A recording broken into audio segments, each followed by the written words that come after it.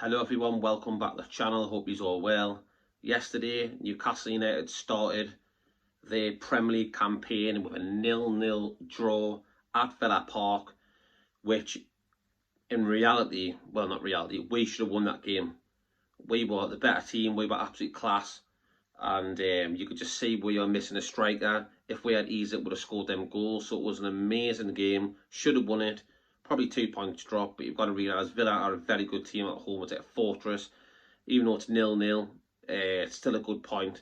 Didn't get beat. And we can take lots of positives away from that game. So that was fantastic.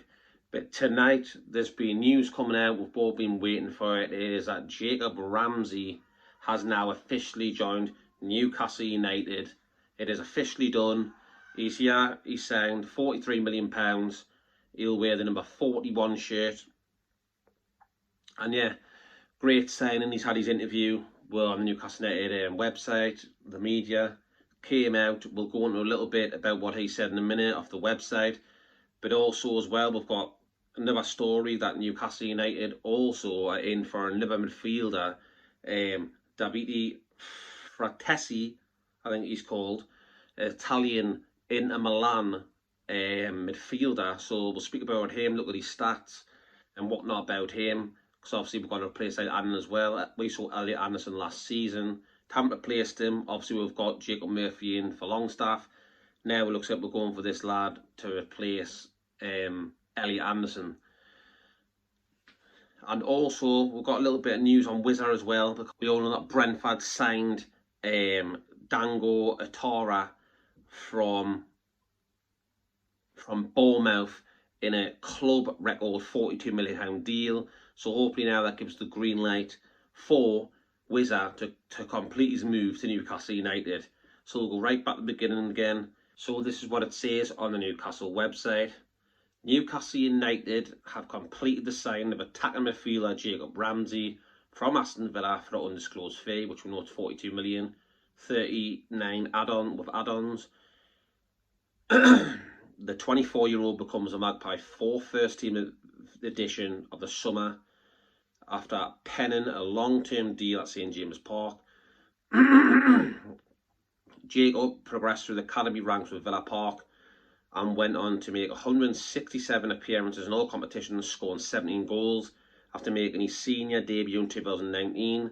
10 of those appearances came in the UEFA Champions League last season, so he's got experience in the Champions League, which is a bonus because we're in the Champions League.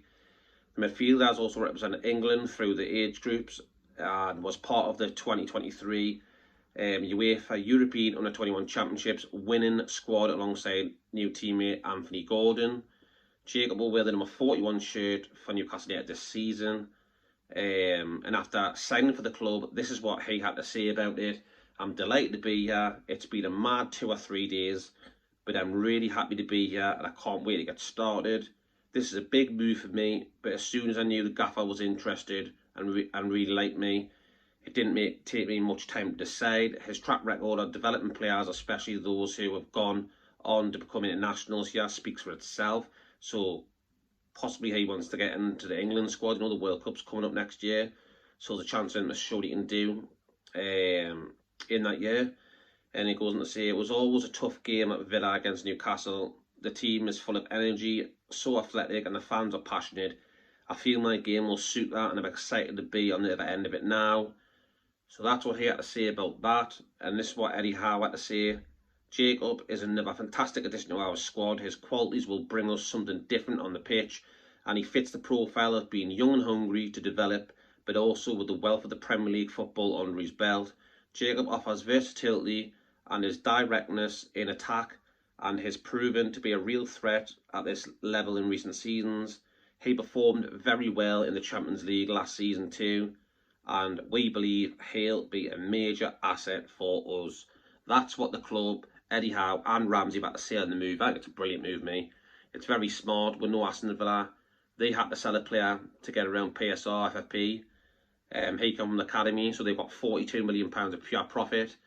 So yes, we lost Elliot Anderson a minute last season. It is crap, but also on the positive side, it can actually be good because players don't want to sell players, but they're forced to just to recoup some money to balance the books. So if there was no PSR, I don't think Unai Emery would want to get rid of Ramsey. But the fact is they've had to sell someone, and it's always a pure profit. He's gone. And for me as well, another thing what's crippled football is this rule. Because now, instead of everyone getting young kids through the academies, through the ranks, and getting them integrating into the first team and keeping them there, and basically having a great career at that same club, people have been forced to sell the academy players just to make these profits for FFP. So it's kind of ruined that. It's ruined the kind of like the local lads come from them ranks where they're from, buzzing to play for the club, put that shirt on, be proud of the city, and then just get sold for profit. So it's kind of damaged that now for any little kid going to football. If you've come from the academy, you're at risk of getting sold. It's as simple as that. Like Sean Longstaff, he was pure profit, sold.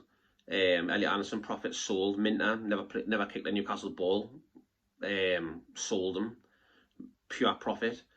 You know, so it's absolutely mad. But yeah. But yeah, I'm really looking forward to Ramsey and your black and white shirt. I think it'll be great. I think he's a very good player. I think we're lacking that little bit of through the middle ball through link-up play, which I think he can do very well. I think it's a great addition to the squad, and let's see how he goes. Obviously, you've got Joelinton, got Bruno, got Tonali. Obviously, him coming in now. Obviously, Willock's got an injury, so he's came in. Also, he replaces Sean Longstaff. And that reminds me now, moving on to the next bit of news, is some journalists in Italy have come out and says Newcastle have made contact with Inter Milan over Davide Frattesi. Newcastle value the player at 35 million, but Inter want close to 45 million. So it says euros on here.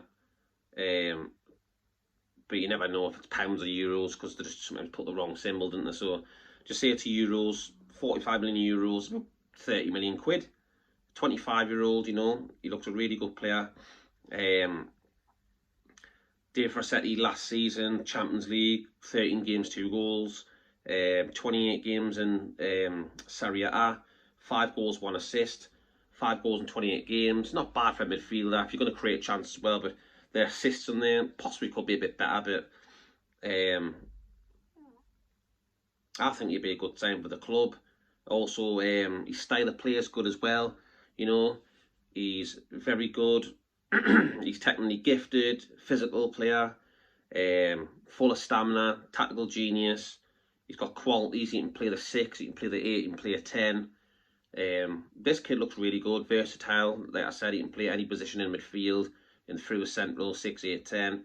So it works out well for us. We need to replace Elliot Anderson still. So I think this player will be good to get through the door. And if he is 35 million euros, 40 million euros, it's not too bad. Get him in. I think it's a good bit of money, a good price, I mean, for this player. Yeah, he looks a good player. He can assist, his ability. Offensively and defensively, he's very good. So like a box-to-box, really, he could be that as well. And he also likes a late run into the box to pop a goal in. So that's what you need, someone on the end of it. If you get it away, get a cross in, he'll be end of it. Run from midfield, run for the middle. Or if anything floats on the edge of the box, gets popped out by a head, he can crack one in on the volley or something. That's a possible thing for him. So yeah, like I said, he can play central midfielder. He can also play CDM as well. Central defensive midfielder. So I think that's what Eddie Howe likes, the versatility of the players. He's been linked with us, 25 years of age. He looks a good player. Won the Serie A with Inter Milan 23-24 season, as well as the Supercoppa Italiana 2023, the same season, so that's pretty much the double. He looks a good player, a really good player. So it's good to see. He's also played 29 times for Italy, 8 goals. He's also played for Italy under 17s or 21s. Came through the ranks. So yeah, he looks a good player, and I'm sure Tonali will be in his year. Being Italian himself, Agent Tonali will be in his year.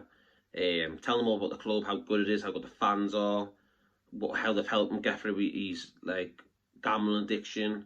Like they helped him with all the support, all the messages, and all the love he gets from them. Like he said, he feels like he owes the fans stuff because they were loyal. So I think Tonali, I'll tell him lots of good, positive things about Newcastle United, and that's what he wants. So hopefully he can have a good word in his year, and hopefully this materialises in a couple of days. We'll wait and see. But yeah, I think it'll be a good addition to the squad, and obviously he knows Tonali, so yeah, I think it'll be a good addition to the squad, like I've said. And if he's anything like Tonali, then we've got an incredible player on my hands, simple as that. So yeah, I'm looking forward to seeing about this one, and hopefully we can, in a hopefully in a couple more days, we'll have some more news on this one. So then we know now that Brentford have signed Dango Quattara for £42 million, a club record, from Bournemouth. We all know that we were waiting for that to go through, so Brentford could finally give us the green light for Wissa, which I think they will now. We haven't anything to do about it, because it says in the next 24 hours, 48 hours, Ben Jacobs put on that we are expected to resume talks with Wissa and his representatives. Personal terms of Wissa, not an issue. So I'm truly expecting now that player signed for Brentford. I truly believe now that unlocks the door for Newcastle United to finally get Wissa in, and that will be the replacement for Callum Wilson. Yeah, Callum Wilson played the other day as well against Sunderland. We all know what the score was there. Sunderland beaten 3-0. But yeah, Wilson nearly scored against them as well. So I was hoping at the time the match was on, I hope he scores against these, but he didn't. I think he just missed one. He got massively booed by Sunderland, of course, being an ex-Newcastle player. But yeah, he's moved on now. Wissa, I'd love him to come in. 19 goals that season in the Premier League. I've seen a lot of comments on Twitter and that saying that, oh, he's Isak's replacement. He's not. He's not Isak's replacement. He's not. He's Wilson's. So you Liverpool fans, get that in your head. Wissa is for Wilson. Isak probably will go, but only if you stump up that £150 million. Instead of saying 110 million and then getting rejected, of course, because we're not going to sell them to you as 110 million. You don't dictate what we do. Like, it's like they think that they could just go, there's 110 million and we'll just bow down and say, there you go. I don't think so. It doesn't work like that. And it's like all these journalists are trying to bully the way about Isak going to Liverpool, trying to fit their narrative to try and get in his head more and try to twist things. Because this is what they do. This is what the media do. They twist things. So all I've heard about is Isak this, Isak that. It just started doing me head in. I don't want him at the club anymore, simple as that. But I don't want to sell him to Liverpool, because the way they've went on, I would love someone like Real Madrid to come and pop along and go, pluck, we'll get him.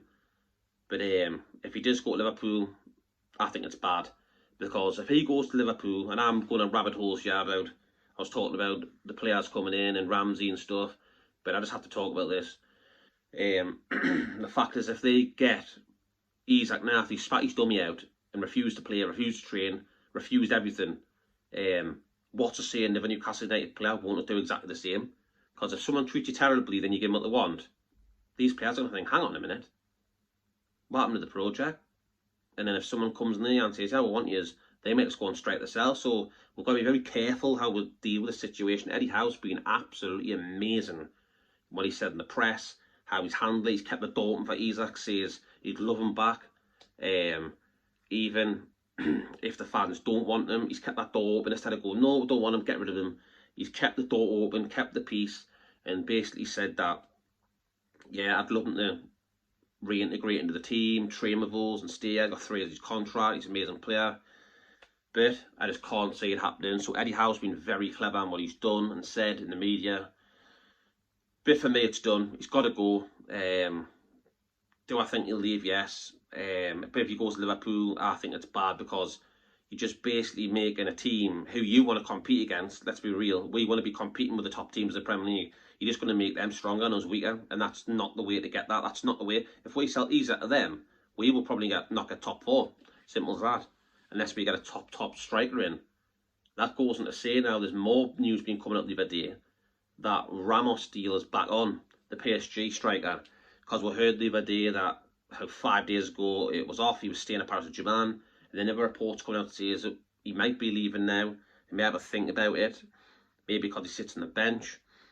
If we got Ramos in and sold Isak, if we had Ramos and Wissa and we sold Isak, I'd probably accept that, because Ramos is a very, very good player, Portuguese player, class with his feet, great runs, scores goals, nuisance.